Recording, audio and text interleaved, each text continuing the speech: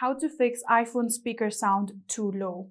So the first thing that you have to check is whether your iPhone's physical speaker is clear or not. So in here, there might be any kind of dirt or anything like that. So make sure that the speaker is clean. If it is dirty, you can show it to your Apple Store, or you can simply try to use a soft bristle brush in order to clean this up.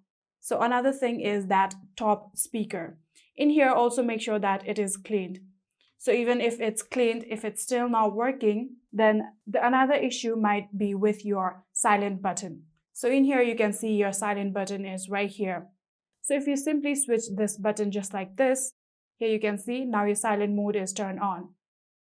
Your silent mode might be turned on, so that might be the problem. Simply switch your button to off just like this and turn off your silent mode just like that.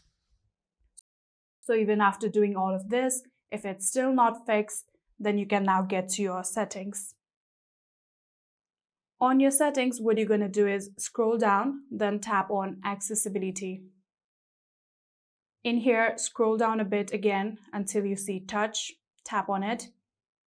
And then in here, keep scrolling until you see the option of call audio routing.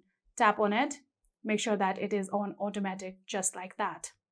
Then again, you can go back to the accessibility.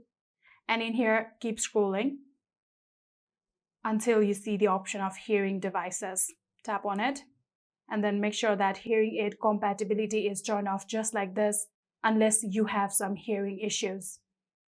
So after doing all of that, if it's still not working, then you'll have to go back to main settings. And in here, scroll down until you see the option of sound and haptics. Tap on it.